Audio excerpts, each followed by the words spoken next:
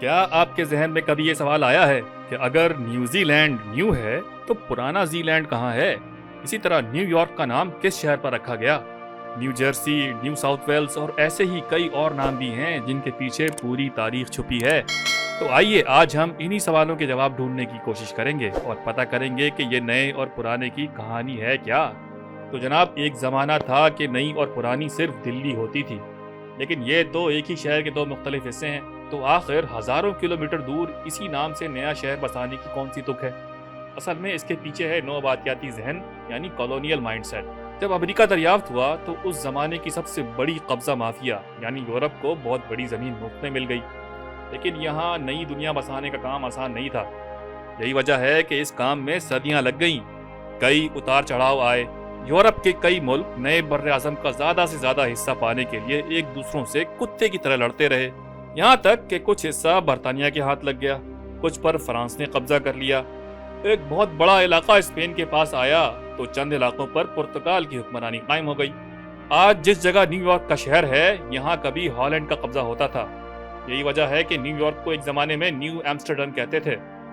اب آپ یہ تو جانتے ہی ہیں کہ ایمسٹرڈم ہالینڈ کا سب سے بڑا شہر ہے اور اسی نام سے یہ نیا شہر بسایا گیا۔ لیکن پھر یہاں انگریزوں کا قبضہ ہو گیا۔ انہوں نے انگلینڈ کے ایک شہر یارک کے نام پر اسے نیو یارک قرار دیا اور یہ نام آج تک چلا آ رہا ہے۔ پھر قبضہ مافیا کے ملکوں نے نئے علاقے بسانا شروع کر دیے۔ نیو اورلینز بنا، نیو جرسی اور ایک ریاست کو تو نیو ہیمپشائر کا نام دے دیا۔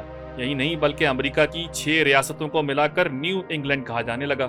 ان میں سے ہیمپشائر اصل میں جنوبی برطانیہ کا ایک شہر ہے جس پر نیو ہیمپشائر کا نام پڑا۔ نیو جرسی کو اس جزیرے کا نام دیا گیا جو انگلش چینل میں واقع ہے۔ نیو اورلینز امریکی ریاست لوزیانا کا سب سے بڑا شہر ہے اور اس کے نام کی تاریخ فرانس سے ملتی ہے، کیونکہ یہ علاقہ فرانسیسی قبضے میں تھا اور اس علاقے کا حصہ تھا جسے کبھی نیو فرانس کہا جاتا تھا۔ اصل اورلینز وسطی فرانس کا ایک شہر ہے۔ اگر امریکہ کے مغربی علاقوں میں دیکھیں تو یہاں نیو میکسیکو کی ریاست ہے۔ بھائی نام سے ہی ظاہر ہے کہ یہ علاقہ کبھی میکسیکو کے پاس ہوتا تھا، بلکہ کبھی کیلیفورنیا سمیت یہاں کے بہت سے علاقے بھی ایک زمانے میں میکسیکو کا حصہ تھے۔ ویسے آج آپ کو شاید سن کر حیرت ہو کہ آسٹریلیا کا نام تقریباً 2 صدیوں تک نیو ہالینڈ تھا۔ یہ نام اسے 1644 میں ہی ہالینڈ ہی کے ایک مہمجو ایبل تسمان نے دیا تھا۔ نیو ہالینڈ تو رہا نہیں، لیکن آسٹریلیا کی ایک ریاست آج بھی تسمان ہی کے نام پر ہے، یعنی تسمانیہ۔ ویسے آسٹریلیا میں ایک ریاست کا نام نیو ساؤتھ ویلز بھی ہے۔ ویلز کے بارے میں تو آپ جانتے ہی ہوں گے، یہ برطانیہ کا حصہ ہے۔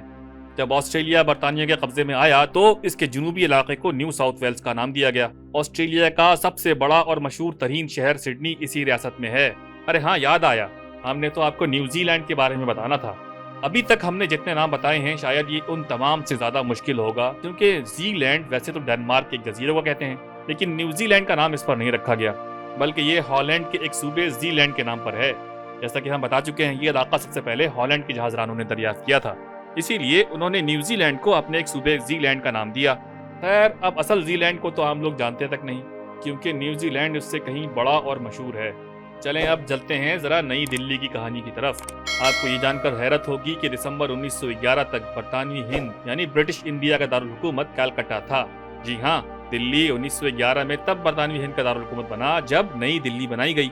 دلی کے قریب ہی ایک نیا شہر۔ دلی صدیوں سے ہندوستان کا مرکز تھا، سیاست بھی یہیں، طاقت بھی، معیشت بھی، اور دلی جس کے پاس ہوتا وہ پورے ہندوستان کا حکمران سمجھا جاتا۔ 1649 سے 1857 تک مغل دور میں تو دلی اپنے عروج پر تھا۔ 1857 وہی سال ہے جس میں جنگ آزادی ہوئی اور برطانیہ نے ہندوستان پر اپنا قبضہ مکمل کر لیا، لیکن دارالحکومت انہوں نے کلکتہ ہی رکھا۔ جب نئی صدی آئی تو دلی کو دارالحکومت بنانے کا فیصلہ کیا گیا۔ نئے شہر یعنی دلی کی بنیاد شہنشاہ جارج پنجم نے 1911 میں رکھی تھی اور اس کا افتتاح 20 سال بعد 13 فروری 1931 کو کیا گیا۔ اس کا مطلب ہے نئی دلی بسنے کے بعد ہندوستان کا برطانیہ پر اقتدار صرف 16 سال ہی رہا۔ اب جب ہم مشرق کی طرف آ ہی گئے ہیں تو چلیں اس موضوع پر بھی بات کر لیتے ہیں۔ مغرب کے مقابلے میں ہمیں مشرق میں ایسے بہت کم شہر ملتے ہیں جن کا نام کسی دوسرے شہر پر رکھا گیا ہو۔ اس کی ایک نہیں کئی وجوہات ہو سکتی ہیں جن پر ابھی ہم بات نہیں کریں گے بھائی۔ بس اتنا کہنا کافی ہے کہ ایشیا قدیم زمانے سے ہی ایک آباد بر اعظم تھا اور آج بھی دنیا کی سب سے زیادہ آبادی یہیں رہتی ہے۔ یہاں کوئی ایسا نیا شہر بسا ہی نہیں، اور جو بسایا بھی گیا اسے نام بھی نیا ہی دیا گیا۔ لیکن انگریزوں نے ہندوستان پر اپنے قبضے کے دوران کئی شہروں کو اپنے نام دیے۔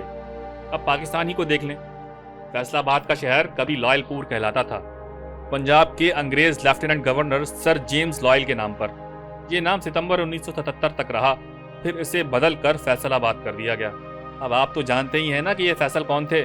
जी हाँ, सऊदी अरब के मशहूर शाह फैसल बिन सऊद, जिनकी पाकिस्तान के लिए बड़ी खिदमत थी। आज पाकिस्तान में सिर्फ शहर ही नहीं बल्कि और भी बहुत कुछ है जो शाह फैसल के नाम पर है। फिर पंजाब ही का एक शहर मॉन्टगोमरी कहलाता था, जिसे आज हम साहिवाल कहते हैं। ये भी पंजाब के उस जमाने के lieutenant governor sir Robert Montgomery के नाम पर था। इसका नाम तो फैसलाबाद से कहीं पहले सन 1967 में ही दोबारा साहिवाल कर दिया गया था। लेकिन पाकिस्तान में कुछ शहर ऐसे भी हैं जो अब तक अंग्रेज़ों के नाम पर ही हैं। सबसे अहम तो एबटाबाद शहर है। ये शहर जनवरी 1853 में मेजर जेम्स एबट ने अपने नाम से बसाया था। फिर सिंध का शहर जैकबाबाद है, जो ब्रिगेडियर जनरल जॉन जैकब के नाम पर है।